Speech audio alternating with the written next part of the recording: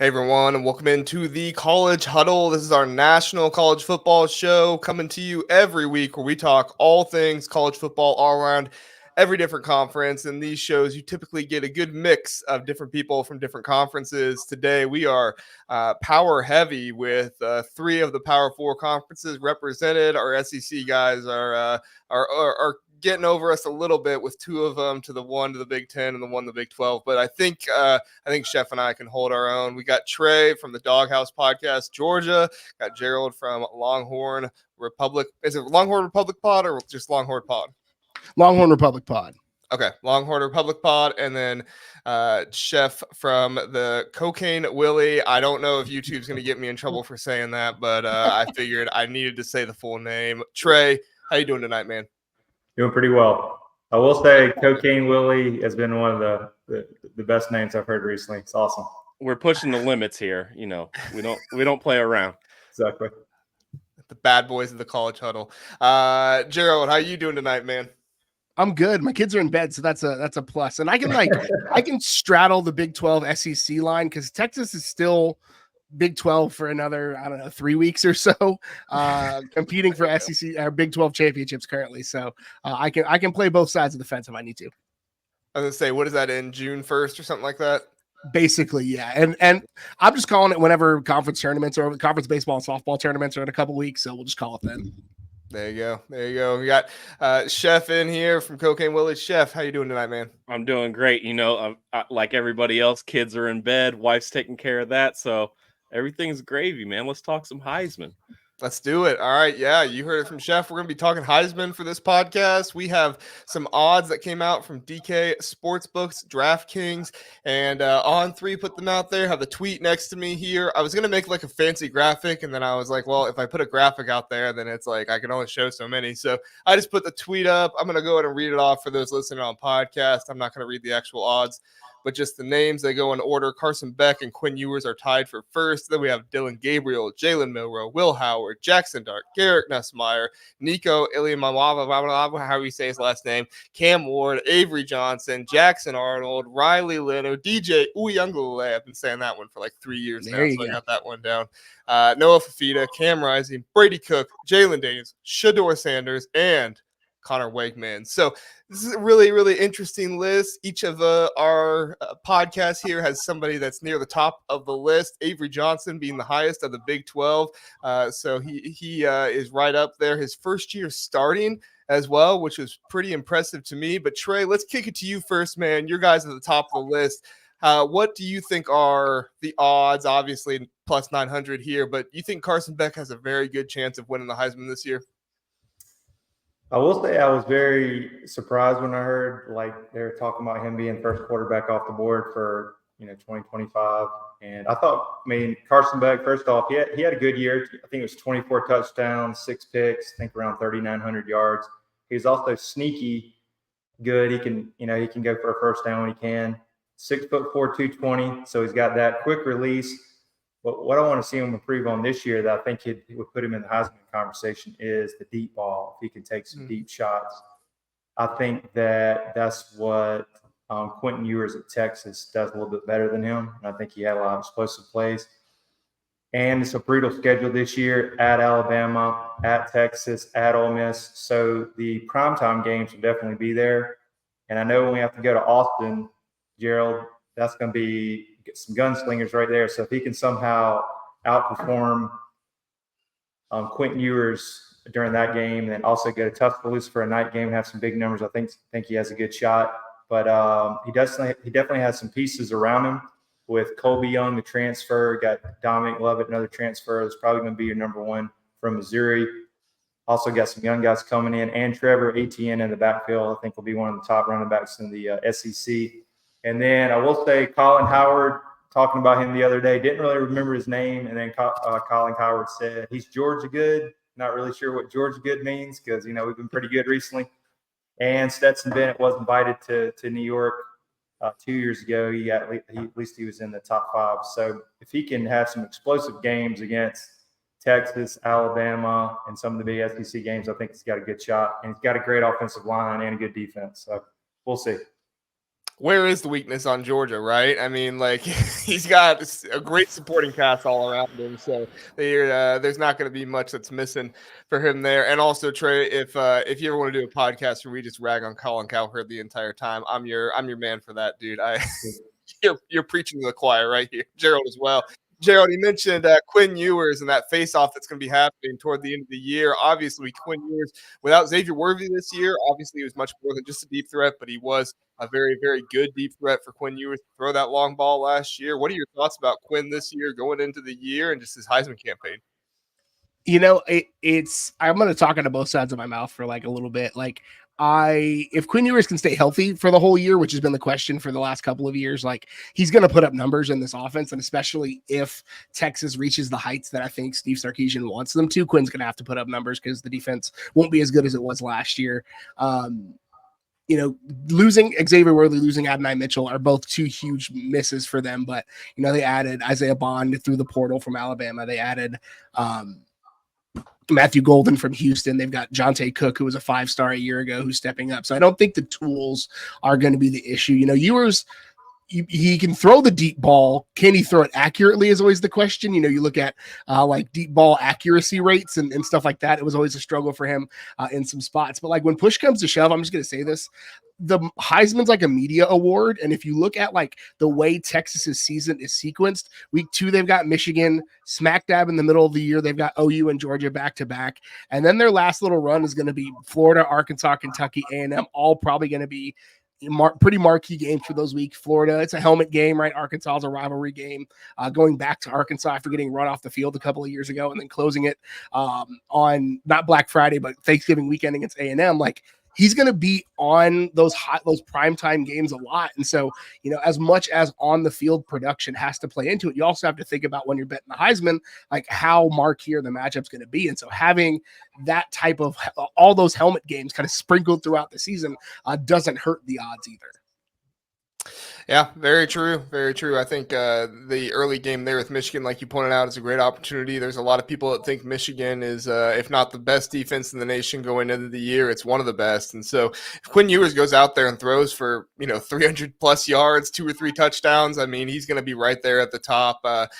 He'll probably be ahead of Shedeur Sanders, which is a pretty difficult thing to do. But Chef, man, Avery Johnson, first year starting. He has the best odds out of anybody coming out of the Big 12. I know you're psyched to see him this year. Is the hype for Avery Johnson to be a possible Heisman contender? Is it too much, or do you think he can make it happen? I think he's put perfectly in a line where, he's the leader in the Big 12. He's gonna have every opportunity. He has 3 matchups, like Gerald was saying.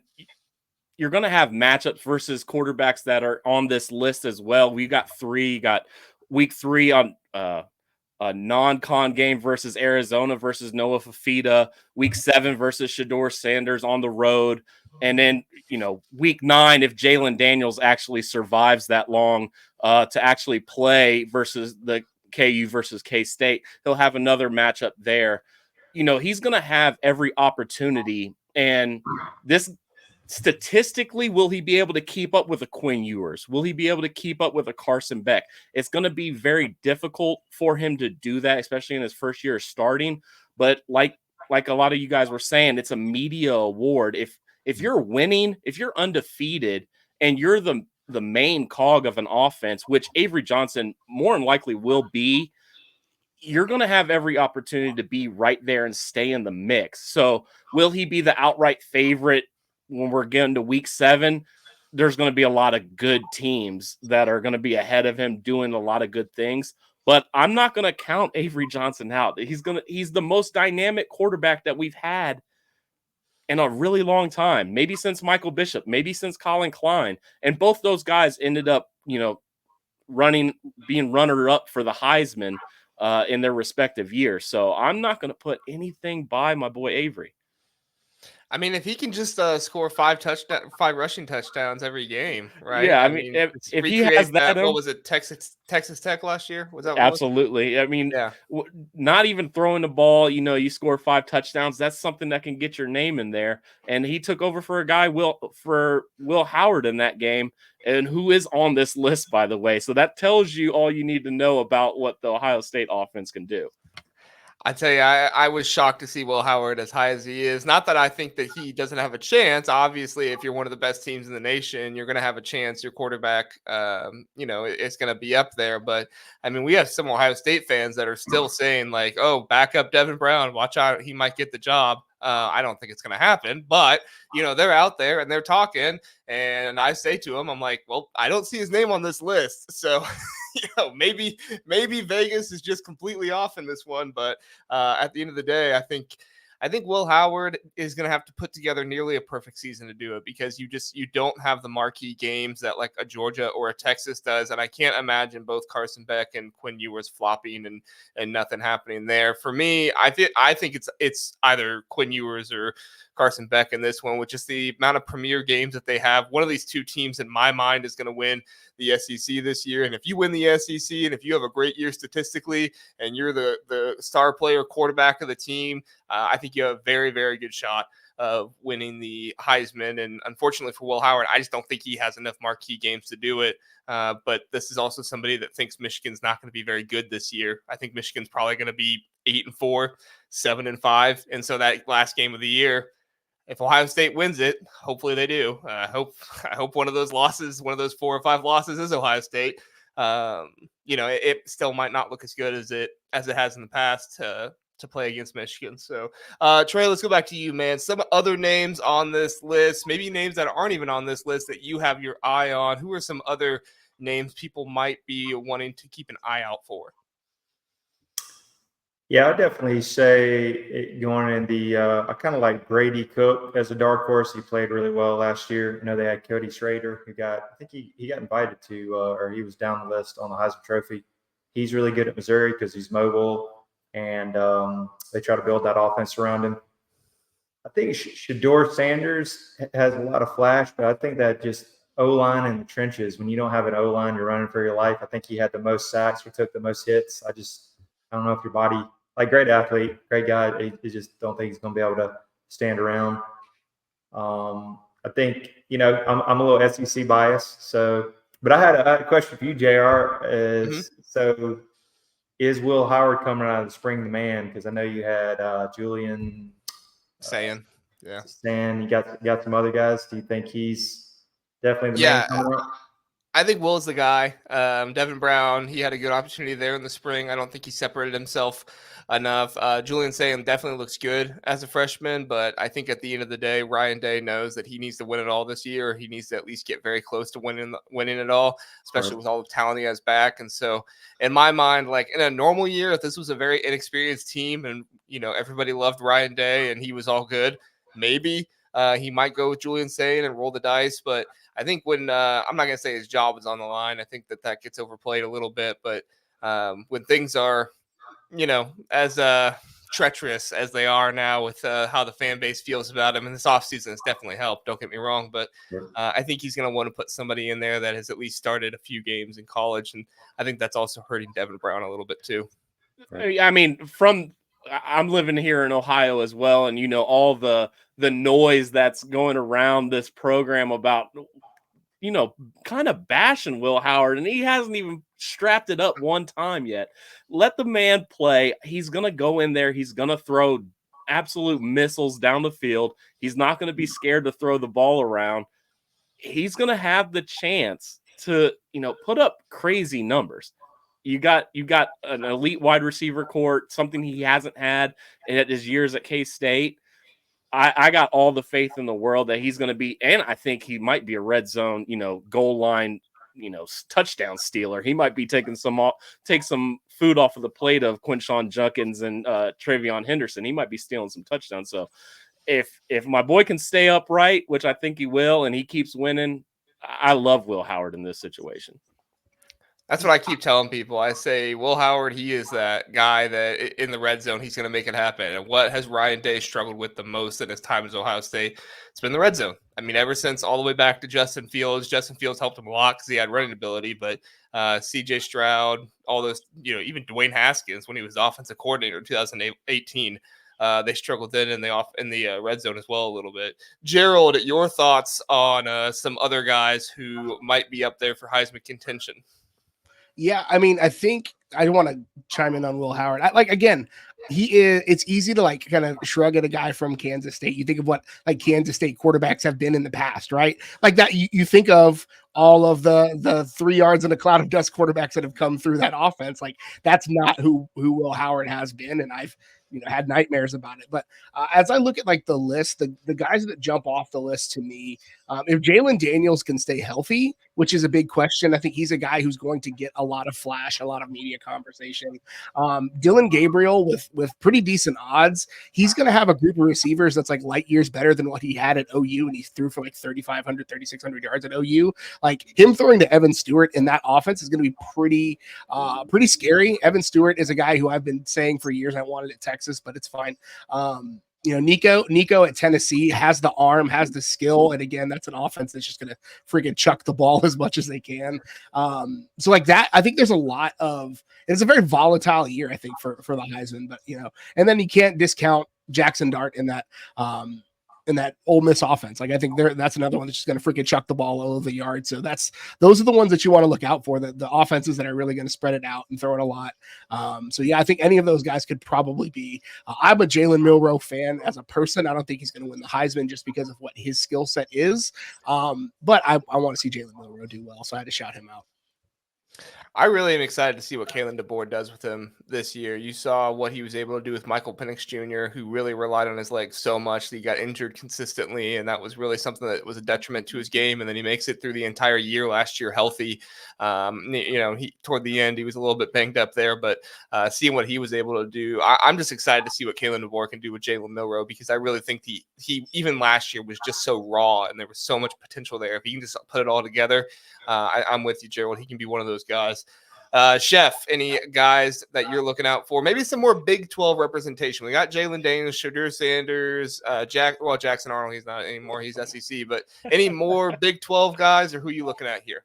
I mean, the Big 12 is going to have I went down just the guys that Avery Johnson and K-State are going to be playing. I like all of them. Jalen Daniels, not so much because he's a glass boy, and I think he'll break probably. But, Cam Rising gets his due, but I don't necessarily believe that Utah's offense is going to be as explosive or, have the tight ends that they had in those past years where they were running the Pac-12.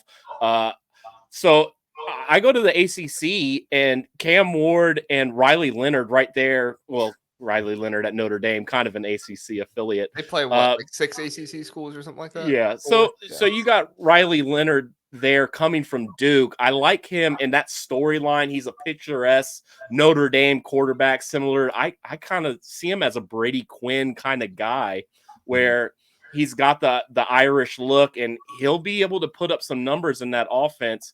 I wanted a question for Gerald at UT. Quinn Ewers' numbers, they're really solid, all that, and he's a plus 900 guy for this Heisman. If he goes down, does if let's say, for instance, knock on wood for my boy Quinn Ewers, but does Arch Manning, because of the hype, does he fill in and still have, I would imagine that he would have odds on these DraftKings sports books right now. I mean, I think there's a long conversation to have about that. I think if he comes in, he can put up numbers. He'll put up numbers. He'll throw it around the yard. I mean, we saw what he could do in the spring game and the kind of level up he had from year 1 to year 2 in the spring game. But I mean, I'm the person that probably would have said, if Quinn Ewers transferred and Malik Murphy was the quarterback, he'd probably be on this list too. So I think any quarterback in that Sark offense is going to put up numbers, and they'll probably be a routine member of the too early Heisman odds. So yeah, and I think this time next year we're talking about Arch Manning having Heisman odds and being one of the top quarterbacks in the group, because he's got the talent, he's got the name, and that offense is going to put up numbers. Yeah, great point. Great point. Yeah, I am excited to see what this Texas offense can do this year because it seems like exactly what you were saying there, Joe. Even if Quinn Ewers isn't in there, something happens to him, God forbid, we want him to be healthy all year. But even if that happens, it's going to be the Arch Manning show. And I watched that spring game, and man, I was pretty excited after what I watched. Some of it was against the twos, don't get me wrong. So it wasn't like it was, he was playing, the number one defense the entire time. But still, I mean, some of those throws and things, it was pretty exciting. It's hard to go 11 of 12 in like 7-on-7 though. Like it's hard to go 11 of 12 against air. So there's something there. Yeah, for sure. For sure. I'm gonna throw a little real big dark horse. I hope it doesn't happen, but remember the name. It's Carson Beck goes down, and we got the transfer from Arizona State, Jaden Rashada, former 5-star. Yep. He can throw it around. Hopefully he got his head on straight and he's ready to get developed and stay. So I don't know what he looks like yet, but I was excited to get him. I know he's bounced around a little bit. Getting that. What happened out there at Arizona State? I didn't get the full story. Did he lose the job or what happened? He started a couple of games last year and then went through an injury, and then I'm sure that he got a lot of attention from NIL. But there is a little red flag. Originally, he was at Miami committed. Then he went to Florida and they offered him 12, 13 million. And then they didn't have the money, I guess. And then he went to Arizona State. Now he's back to Georgia. So there's all that. But I think the talent's there if he's focused. But we'll see. Well, I can't imagine why somebody wouldn't have the money to pay a college kid $12-13 million. Right. Before we get out of here, I kind of want to just throw this question out to you guys. I mean, we look at this list and it's insane. There's really no crazy favorites and they're all quarterbacks. Is it surprising to you guys that like not a running back caught a stray or a wide receiver, anything like that even cracked the list? Is it just a quarterback award basically? Is it what I'm asking now? Yeah. We saw Blake Corum 2 years ago. I mean, he had that and of course the injury was a part of that, but yeah, what were you going to say, Jerome? Oh, I mean, it is. I think it's more often than not a quarterback award. Like you've got to have, as a wide receiver, you've got to be doing kick returns or other things to get your name in there. Right? Like I am an old school guy. I love running backs. I'm a running back guy. I've been banging the Jonathan Brooks drum at Texas since he committed in 2020, which feels like forever ago. But like, it's just not how the game is run. It's not how people watch it. It feels like it's like the Maxwell part 2. Like it's just like, let's just keep this thing going. But we're 5 years removed from a wide receiver winning it, so it's not like out of the question, but it has to be something ridiculous. True. Trey, you got anybody non-quarterback that you think could do it this year? I've been hearing good things. I mean, if they give it to him a lot, maybe one of the Alabama running backs, just because I think they'll run it. You'll have Milroe, because I don't think he's going to throw around that much. He was like 3 of 9 in the spring game, so maybe one of the Alabama running backs. But I agree, it's a quarterback. It's a quarterback award at the end of the day. I mean, he had Devontae Smith in 20? That was COVID year, 2021. 2020. Yeah, I mean, but that was rare. Yeah, so I mean, you got guys like Ollie Gordon at Oklahoma State who's putting up, 2 bills rushing and 2,000 yards rushing, I should say. Sorry. If he can replicate that 2,500 yard rushing season, those are things that just don't happen, and I think they should be, rewarded at some point. It's just so unfair that like literally the top 17 guys are all quarterbacks, but it is what it is in this generation. I mean, Ollie Gordon's gonna have to put up numbers if Oklahoma State's gonna do anything serious. So it might be the year, right? I'm gonna take a shot at Alan Bowman in Texas Tech. Like Alan Bowman can't stay healthy either. I think he's working on like a lung and a half at this point. Like Ollie Gordon's gonna put up numbers. They're gonna feed him. So if there's gonna be a guy, it's gonna be Ollie Gordon, the one that you mentioned. Yeah, I would say one of the Ohio State guys, but with the two of them together, Travion and Quinshawn, I mean, the whole reason they're together is because they both want to, keep their NFL draft stock higher by not carrying the ball as much. So when you got 2 guys that don't want to carry the ball as much, odds are, and you have to have a 2,500 yard season, odds are you're not going to win the Heisman. So, right. So, all right. Hey, good discussion here on the Heisman, guys. Really appreciate you coming in. Trey, you want to tell people where they find the Doghouse podcast? Yeah, we're on all the social platforms at Doghouse Talk on Twitter. Also, we're at the Doghouse Podcast on Instagram, and then also at Doghouse Podcast on YouTube, and we're also on Spotify. So yeah, you can follow us on all those. And it'd be great to collaborate with all you guys with the College Huddle eventually. For sure. Gerald, Longhorn Republic, where can they find you? Yeah, anywhere you get podcasts, just look up the Longhorn Republic, Spotify, Apple, whatever. On Twitter at Longhorn Pod, Facebook, Instagram, Longhorn Republic. Twitter is our most active one, so at Longhorn Pod. I usually, right now it's like a bunch of women's sports because like that's what Texas is doing really well in right now. But like I'm pretty snarky and dumb on there most times, so check us out. There you go. If you want Texas women's sports, Longhorn Republic, that's your place to go. Chef, where you guys at, man?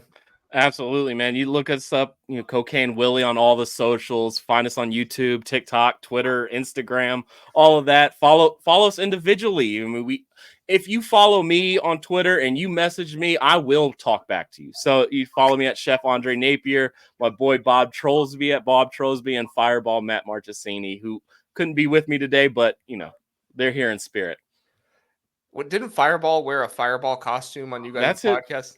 That's my guy. He represents the Fireball. It's a way of life for him. So shout out Fireball Matt Marchesini. He's a great follow on Twitter, socials. He might be shut down for a little bit, but he'll be back. Had too much Fireball. Makes sense. Yeah. So, all right. Hey, thank you everybody for watching. Thank you guys for coming in, talking the Heisman. Good luck on your betting for the Heisman this year. We'll see you next time.